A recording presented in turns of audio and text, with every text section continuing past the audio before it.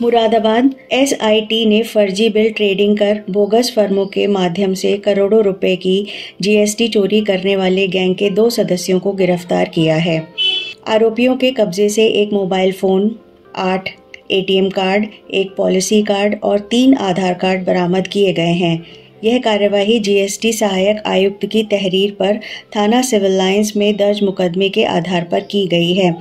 तहरीर के अनुसार एके एंटरप्राइजेज और सौरभ एंटरप्राइजेज नामक फर्मों की जांच में चौंकाने वाले खुलासे हुए हैं।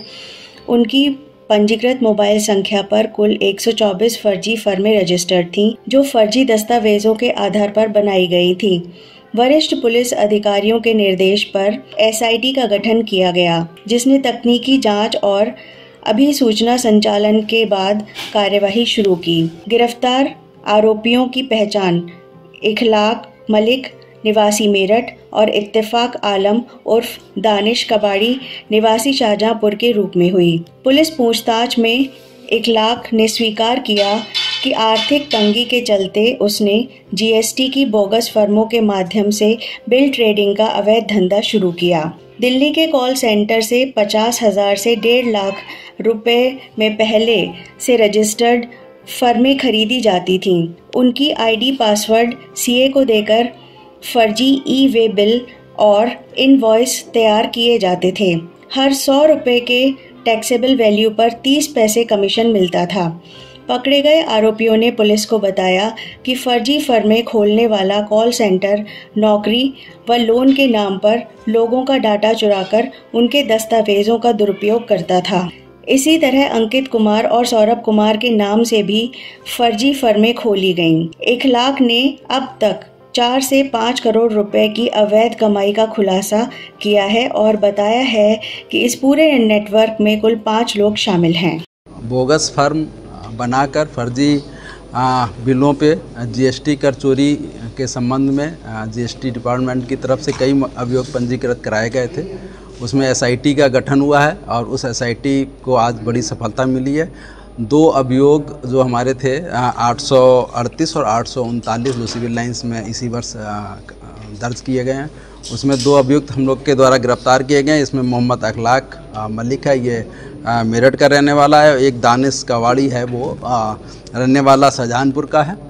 इन दोनों को गिरफ्तार किया गया है और इसमें जब पूछताछ की गई तो पता चला है ये इखलाक जो मोहम्मद इखलाक है मेरठ का रहने वाला है। ये पहले बिल बैलेंसिंग का काम करता था और उसकी एक मुलाकात शाहिद से होती है। तो शाहिद ने कहा कि देखो ऐसा है कि फर्जी बिल कर जो बोगस फर्में हैं उसमें हम लोग फर्जी बिल बना के एक अच्छा पैसा कमा सकते हैं।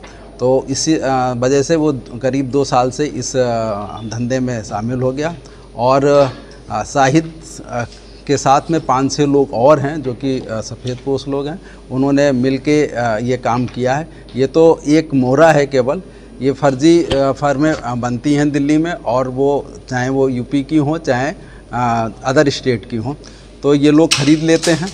अगर यूपी की फर्म ख़रीदना है तो उसको 50,000 से 60,000 70,000 में, अगर दूसरे स्टेट की ख़रीदनी है तो वो लगभग 1.5 लाख में इनको फर्म मिल जाती है। फिर ये फर्जी पे बिल ई वे बिल जारी करते हैं और वो जाके दूसरी जगह माल उतरता है, नहीं भी उतरता है और फिर इस तरह से वो आईटीसी का क्लेम लेते हुए जो राजस्व की बहुत बड़ी हानि कर रहे हैं। इनमें आज गिरफ्तारी की गई है और इसके पास से हम लोग को मोबाइल फ़ोन, एटीएम और डायरी वगैरह मिली है, जिसमें काफ़ी अच्छा उसमें पूरा डॉक्यूमेंटेशन है और पुलिस इसमें बाकी लोग की तलाश में है। जल्दी इसमें बाकी भी गिरफ्तारी सुनिश्चित की जाएंगी। मुरादाबाद जीएसटी विभाग द्वारा एक लोहे की गाड़ी की स्क्रैप पकड़ी गई थी और इन अब तक जो जांच में आया कितने रुपये का चूना ये राज्य सरकार को कर के रूप में लगा चुके हैं। देखिए, जो अभी शाहिद से बातचीत की है उसने ये बताया है कि 4 से 5 करोड़ के लगभग उसने कमा लिया है। अब ये केवल इस एक मुलजिम का कहना है, बाकी जो पूरी और टीम है उसमें ये भी हो सकता है कि शाहिद जैसे बहुत से लोग हों जो कि और दूसरी फर्में खरीद के और अलग तरीके से कर रहे हों। तो ये तो केवल एक बंदे के जो हम लोग पकड़े हैं उससे ये निकल के आया है। अब इसमें जो चोरी का जहाँ तक सवाल है तो वो मुझे लगता है कि 1000 करोड़ के लगभग तो होगी ही होगी, क्योंकि अगर हम लोग इसमें मिक्सिंग कर लेंगे तो लेकिन ये सब बाकी जो लोग गिरफ्तार होंगे उसी में हम लोग को पता चल पाएगा। जो है AK एंटरप्राइजेज अंकित कुमार थे, उनसे क्या लिंक है? देखिए, मैंने ये बताया कि फर्जी फर्में बनती हैं। ऐसा है कि दिल्ली में बहुत से ऐसे लोग होते हैं जिनको नौकरी पानी है या लोन लेना है, उस ऐप के माध्यम से वो लोग जो अननोन व्यक्ति होते हैं उनके आधार कार्ड पैन कार्ड ले लेते हैं और उसी से फर्म जनरेट हो जाती है। उस फर्म जनरेट होने के लिए उन्हें OTP की ज़रूरत पड़ती है, क्योंकि वो जो लोग ये अंकित हैं या सौरभ हैं, ये दोनों ही व्यक्ति की अपनी फर्म नहीं है।